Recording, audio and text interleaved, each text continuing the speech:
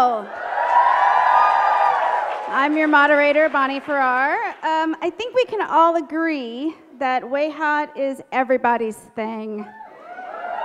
These two characters have shown us that true love can be found when you least expect it. Like, let's say, when the taps at Shorty's are broken.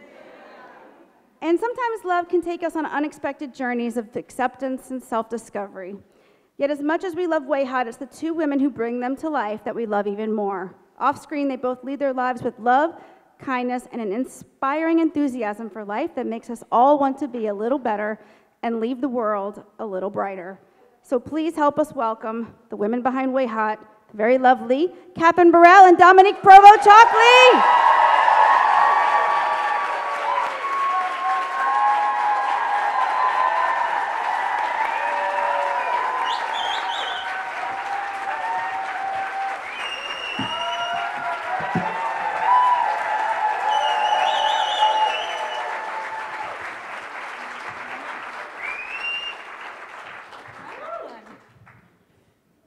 Welcome back to EarperConUK. Thank you.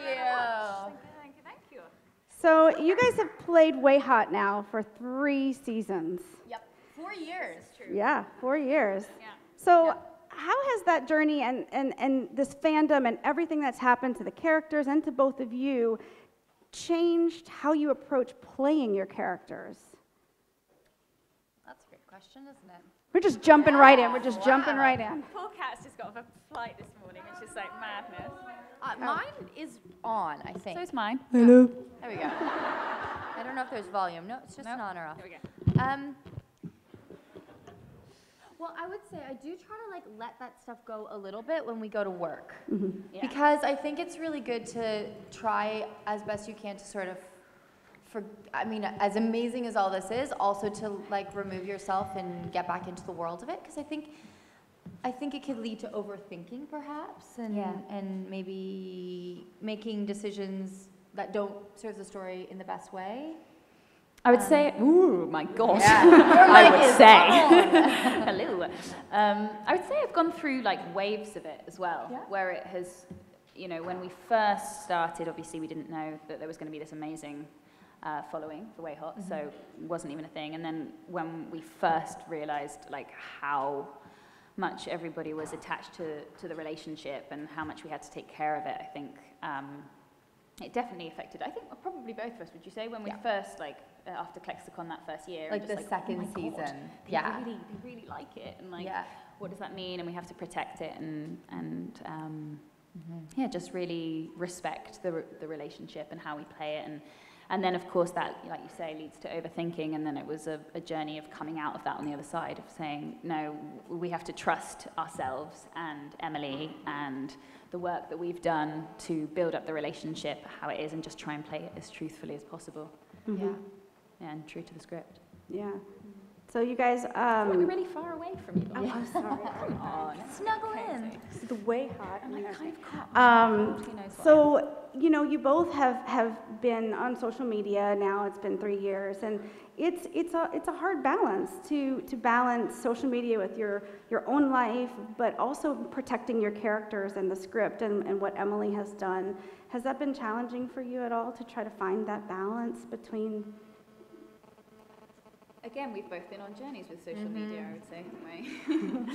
Social media is a very interesting beast. What I've started doing recently is I actually I delete it right off my phone for 3-5 days, just to take I didn't do anything wrong. It's not bad. I just was moving and I was lifting a lot of stuff, and I just injured it a little bit, so this is just to protect it. So it heals, because I thought I was getting arthritis in my joint, and I got really scared. And then I thought, I'll tape it for a few days, and it actually started to feel better, so I think it was just an injury. So it's all good. So social media, so that's what I've started doing recently this year. I feel like right now is the most removed, kind of healthiest relationship I've had with social media in a while, because I actually feel when I delete it, I do feel a little bit of So that's how I know it's good for me to take these breaks. So, and I'll just take it right off the phone so I don't get... I also just didn't like that I was kind of aimlessly scrolling through Instagram, and I started to put that timer app timer on my phone. I was horrified of how much time, and I don't even honestly use it that much, and it was still a lot of time, and I just thought, I think this could be better spent. So for me, the discipline has to be to get it off the phone, and then I don't just mindlessly. And for me, the discipline is going on it every now and again. And being like, oh shit, I haven't been on Instagram in ages, or I haven't posted anything, and I know how, people are hoping that I do every now and again. So for me, the discipline is making sure that I do go on every now and again. Sorry. I'm still alive. Well, one of the ways that I love how both of you use your social media is to inspire all of us to make a difference and to change the world a little bit, whether it's through pet rescue, whether it's through, water, throwing away your water bottles, and you going thrift shopping. If you could tell everybody what small change do you think people could make that would make the biggest difference? Is there just like one thing where you're like, if everyone did this, we could have the most impact? It's a really good question. I tried. Trust me, I've been racking my brain on this one for quite a long time. Do you want to take it first? No, I would love to hear you. I would say that the biggest thing we can all do is to blah, blah, blah. Imagine the pearls of wisdom. Anyone can finish off the rest of the sentence. No, I think actually it's to meditate and to find yourself, because through meditation, or whatever you want to call it, mindfulness, in whatever form you want to get there, I think that finding who you are at your core, without all of the excess noise, really allows you to then find what you can bring to the table, which is not, you're never gonna, I don't think that you can sit here and say, you should do this and you should do that. I think everybody needs to find it from themselves of what's authentic to them, because you can't do something well if it's not coming from a place of truth and a place for yourself. So I think that that's probably what I'd say. That is super wise. Mm-hmm. Thank you. I didn't articulate it very well, but I appreciate it. No, you really did. Shit, wow. What do I say? The biggest, a message on that I would promote on social media? Mm-hmm. Well, I think it would just be that social media is a beautiful, fun thing that we get to engage in, but it's not real. It's not real life, and never to compare yourself. Obviously, we all know that, but it can be very easy to compare ourselves to friends or that look like they're living these amazing lives. And I like those shirts that people wear that says, I hope your life is as wonderful as you pretend it is on Instagram. But I think, that it's a fun tool and it can be amazing. I also think it's affecting a lot of really young people right now. I love that Instagram got rid of the like counter, or whatever that was. And oh yeah, I've noticed that. I really liked that. How new is that? Because I only just noticed it, which I think is quite I don't think it's that. Okay. Well, I just noticed it a few weeks ago, maybe. Yeah. That's not really a pearl of wisdom, but I just think that it's, Instagram is another form of media, and we all know that media is manipulated and it's there to entertain us, but it's not there to give us a true barometer of real life. Yeah. Mm-hmm. Very true. Mm-hmm.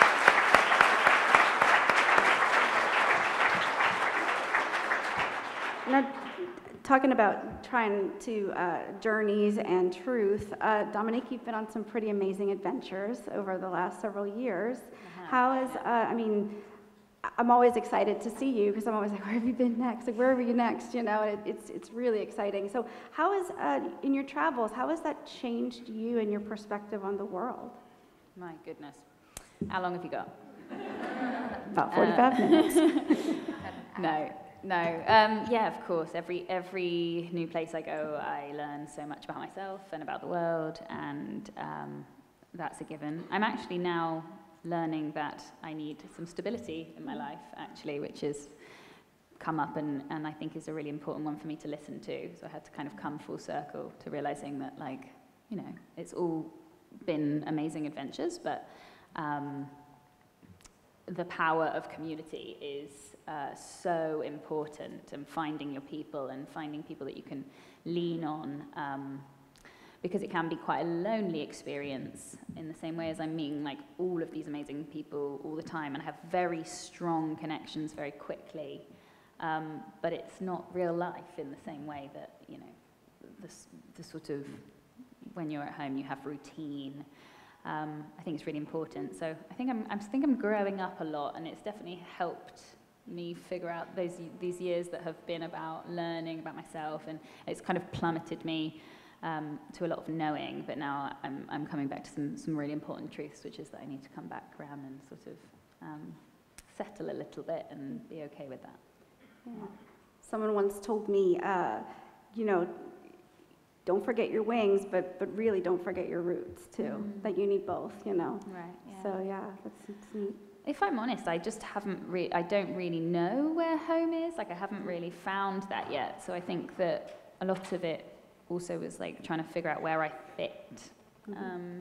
I've often felt a little bit like an alien sometimes, and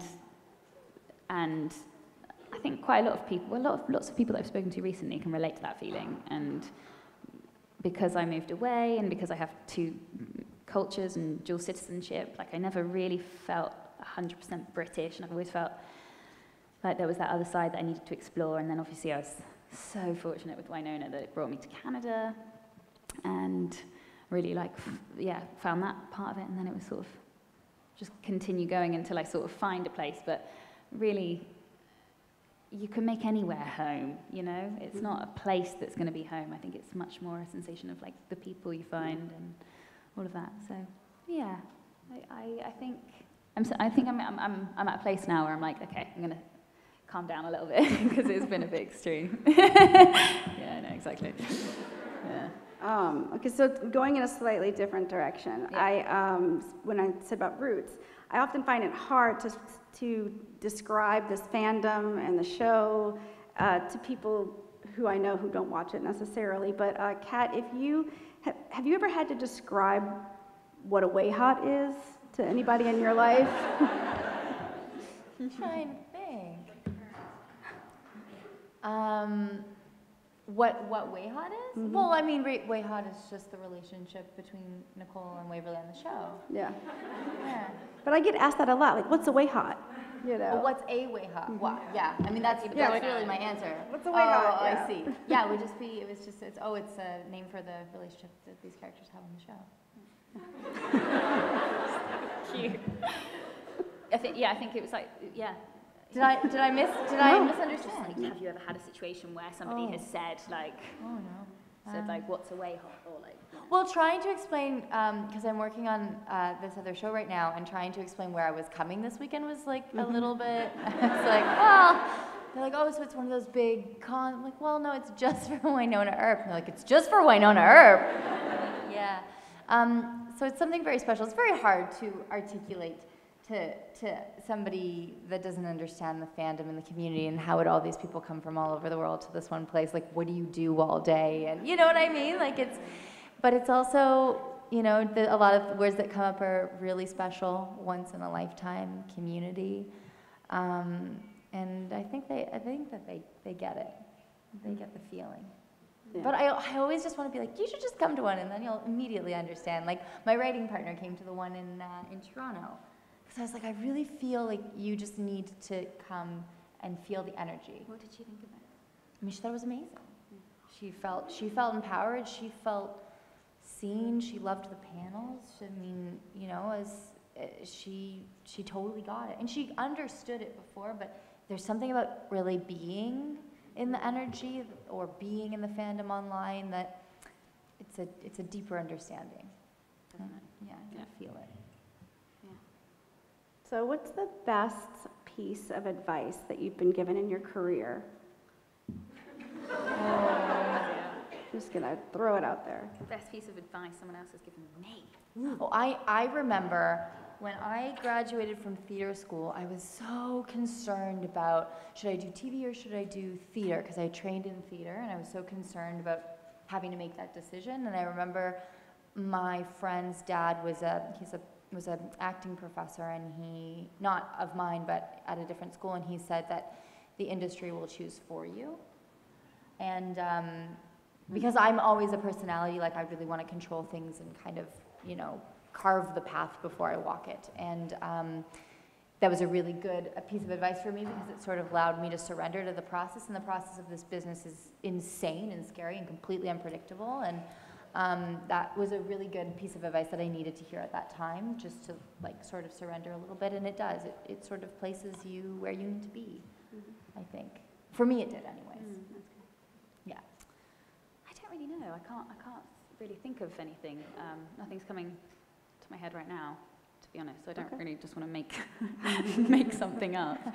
I met a very important person in my early career when I was in Dirty Dancing, and she was playing my mum on the show, and I had many a conversation with her that really informed how I sort of attacked everything. And she, yeah, you know, when you just meet someone that has just got so much wisdom, and it was like it was such a nice friendship because she was, you know, in her 50s and I was like a young girl, 19, 20, and we had such a strong connection. And yeah, she really just helped me see it clearly, because I think at that age it can be very overwhelming of like not knowing where you're going to go or how it's going to go, and sort of like that calming energy. So she would probably be the person, I think, but I can't think of any particular pose that she gave me. That's good. The present. Yeah. I think we're going to open it up to questions here in a minute, so if you guys, someone will get the mic. But I wanted to ask, so I had Melanie and Danny on a panel a couple hours ago, and so I asked them this question, and I would be interested to see your answer to it. What personality trait of yours has gotten you into the most trouble? So many. I bet Mel's and Danny's answers were fantastic. What did they say? Oh my gosh, I can't even think now. I'm the question person. I don't know. Danny said she was the trouble. She just starts the trouble. She doesn't get into it. That's what she said. The trouble. She is the trouble. Fair enough. I think somebody said to me at a con, an Erper came up to me and she said, because I said, I have a problem with authority, but I don't have a problem with authority. I have a problem with abuse of power. And she told me that. I was like, yes. Probably that stubbornness, probably the like sort of refusal to, I also have a really hard time when I can tell that people are speaking down to me because I'm a woman. Oof.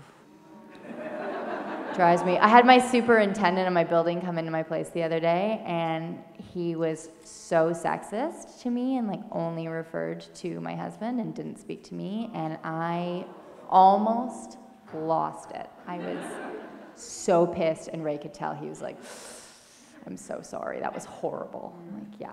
So that sort of thing, I just I can't hold my tongue, and I can get myself into some trouble that way of just, I get pissed really easily with stuff like that.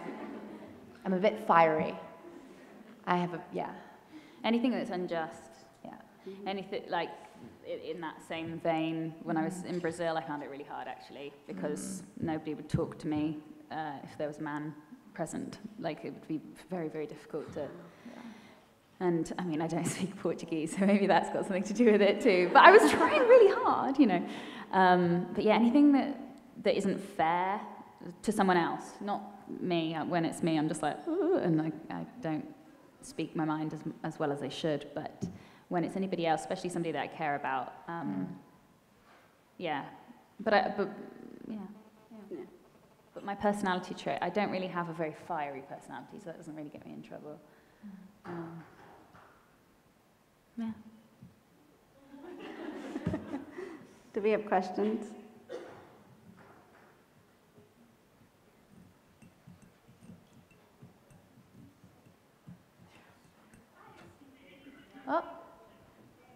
Oh, okay. So we can talk a lot about like Start the Wave and what you can do, and we have a little thing here, and so I was wondering if like your characters would start a fundraiser or charity, what do you think it would be? Oh, cool. Can we do it together? I mean, also separately, but that's awesome. A WayHaught fundraiser. Oof. What's Nicole into in that kind of thing? Well, I mean, she loves nature. She loves the outdoors. She's probably, I would say, like super conservation, something with the trees. Planting trees or some sort of planting trees with. There was a cool thing Mel posted the other day where it was you post your picture of you filling up before your flight, your water bottle, so you don't use the plastic. And I forget the airline now, but they plant one tree for every hashtag or something like this. Go to Mel's Instagram, speaking of, and check it out. It's pretty cool. I will definitely. Yeah.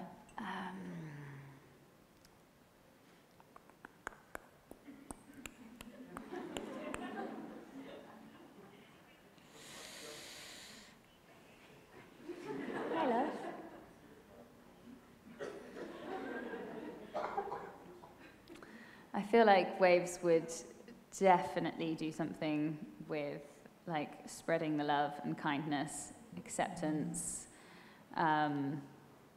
probably, yeah, like, you know, the kind of like the kindness cards where like just dropping little bits of love and kindness around purgatory just to remind everyone that they're beautiful and to smile. I can see that. Yeah. Yeah. That's cute. Thanks, love. Totally see that.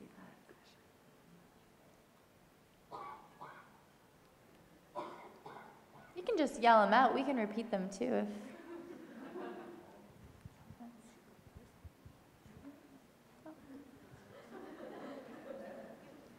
Hi. I just want to say that I came here from Slovenia, Europe, if you know what that is. Slovenia, really? Yes. Yeah, that's where my family's from. Like in the show, you have a lot of beautiful moments, emotional moments that you play really well. And I want to know, do you want to share any of that kind of moments that happened to you in your real life? Ooh. Any intimate moments that happened to us in our real life? Sorry. Emotional, like beautiful moments. Special moments from our lives. Yeah. Oh. Special moment. Special. Happy memory. Happy memory. Oh. Childhood, you know. Huh? I was saying things. When my dad drove me and my mum in the night to Paris, and we woke up under the suspension bridge. Had a cup of tea under the suspension bridge. I was like, oh, look where you are. I'm like, oh my God. Yeah, that was really cool. That's awesome. Mine would be, well, speaking of Slovenia, I was there a few months ago, this past summer, with my mother for the first time, as she was born there. My grandparents grew up, my mom was very, they were incredibly poor, and had like a kind of I saw the house, if you could even really call it that they kind of lived in, and it was insane. It was so crazy, and my mom and my grandmother's 93-year-old brother met us, and he walked my mom and I down to the well where my grandmother would go to get water.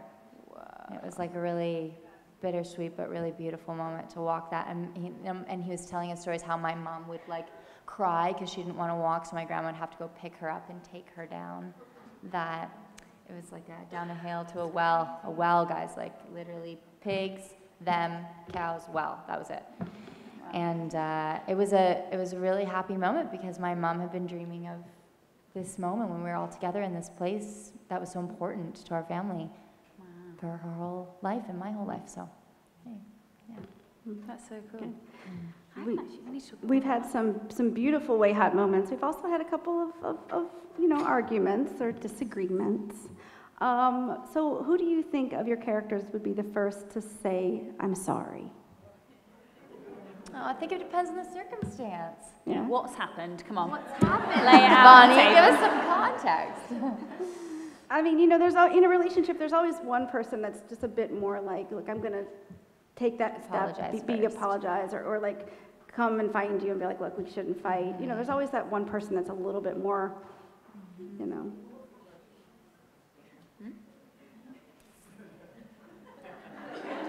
I want to say it's Nicole. I think, you think so? Yeah. I was like, I don't want to be the one to say it, but yeah, I think it is. 100% agree.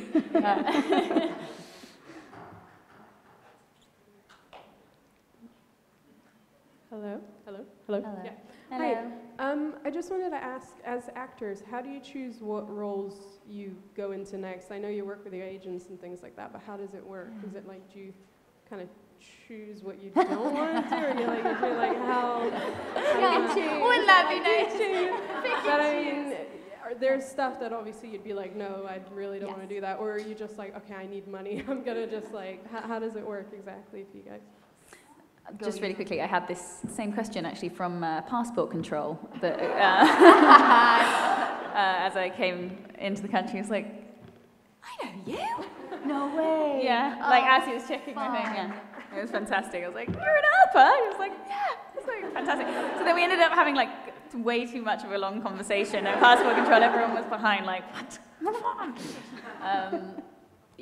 No, unfortunately that's not how it works. Does it ever get like that? I No, always but wondered. you just did a movie. You had made a very pretty clear decision that you wanted to work on certain types of things. That's what you told me, and it seemed to work out that way. Mm-hmm. Yeah, no, absolutely. Generally speaking, like we get, I mean, it depends on who your agent is and depends who you are, I suppose, with the quantity of auditions that come in, and it varies depending like what point of the year it is.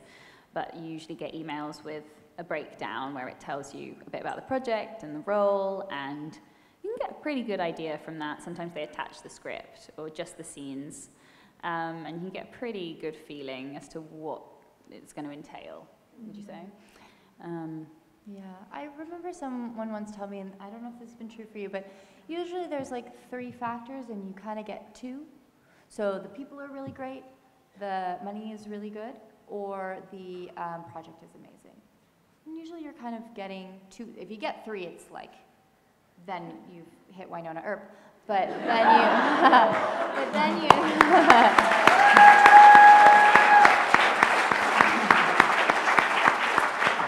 But usually, like for me, I'm working on a show right now called Good Witch. It's on Hallmark. And I really wanted to be home. So Good Witch shoots in Toronto, and for me, I was just like, we're gonna be in Calgary. I just want to be able to like go home and see my family and put a little more time in with them. So I kind of like, I mean, I was auditioning for stuff that wasn't in Toronto, but my agent was definitely looking a little harder for stuff that was around home. And I also think it's like an energy you put out into the world of, this is kind of the thing I'd love to have next. But usually it's very much like you get an email, like Dominique said, there's a breakdown, you do the audition, or you put it on tape at home and it goes into ether, and usually you never hear anything about it ever again. But do you ever get stuff that's like for you directly, like we want you and no one else? So, you know, if you're for directing interested, stuff? No, for like acting things as well. Acting things. Anything that's like, that happened with Carmilla. Mm-hmm. Carmilla, they did that. They just sort of contacted me and pitched the role to me and said, would you be up for it? And I was like, yes, 100%. Yeah. Yeah, sometimes, luckily now, sometimes some stuff some works out, some conflicts with schedule and stuff, but we're both fortunate to be in a position where sometimes we do get offered. Definitely. Freaking lucky, man. Business is so crazy, and I just feel like we're both really lucky. Yeah. thank you. Thank you. Thank you. Hello. I wanted to ask, what kind of school kids were you? Like when you were at school, like were you nerdy or more troublemakers or like things like that? Interesting. We never talked about it before. I just remember you have that really great Halloween story. Oh, God. Yeah. No, let's not go there. I was like, so how I was definitely a driver kid. What does that mean? A driver, like my dad was always like, you know, you gotta try hard, work really hard. My parents were very, such immigrant parents, but very like, work hard, you know. I was probably an overscheduled child. I think I had a little too much going on, but I was very much like a driver, busy. I was busy, always wanting to do things, and yeah, I think I've slowed down a lot more in the past years, but I've maintained that into adulthood for sure, and then started to realize that maybe it wasn't the best thing to always be so crazy busy. But what else was I like? My mom was pretty similar. I didn't change too much. I was pretty headstrong, a little stubborn, definitely qualities that are still there, and like went for what I wanted and pushed, even if I wasn't really supposed to. I was never like part of any particular group. I was sort of somebody that just sort of floated around to the nerds That's and what the, you meant. not necessarily, but I'm going to answer it like that. And because I was a dancer, I had like my dancing friends, so it would be, you know, doing all that kind of thing, and then yeah, I would just float around, and never was like in with like any particular crew, but always sort of like on the outside, and got along with everyone really. Yeah, just sort of went around when I felt like it. And yeah. Did you have like, I had like my 2 friends, and then sort of got along with everyone else, but had 2 really good friends. I had a bit of I was part of a music block crew for one point. There was a music block, so we used to hang out and play piano. Really cool. And yeah, hang out in there. But I was pretty dorky, I'm not gonna lie. Yeah, I was quite shy, I would say. Nervous. School used to make me quite nervous. Yeah. Did you guys have quotes in your yearbook? Like, do you guys do that stuff? No. Yeah. Were you writing people's yearbook? No, where like usually under your picture you have like a quote where you say like, "This is me," you know, kind of thing. We did. I have no idea what I wrote though. I'd have to look. Yeah. Yeah.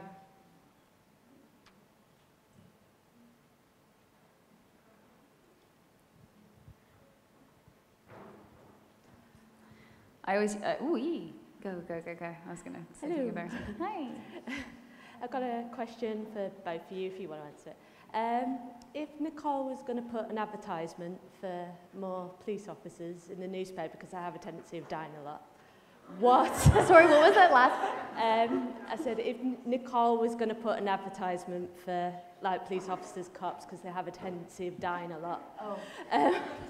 What would the advert ask for, and what would like skills, qualities to try and attract them to come and work for you?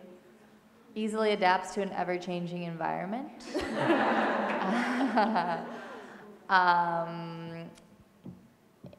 Enjoy. Ooh, how would you word that without giving away what it is? Yeah, enjoys unusual cases, I guess, and.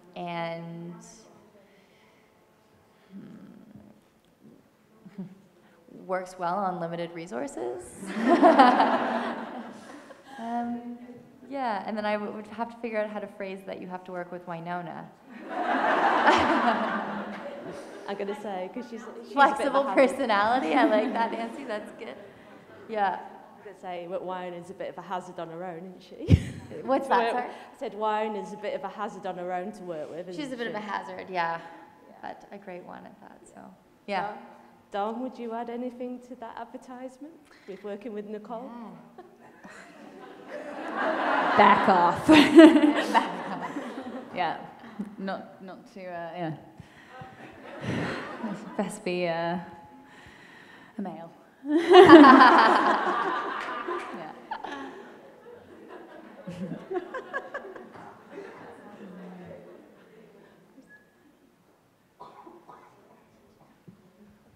Hi.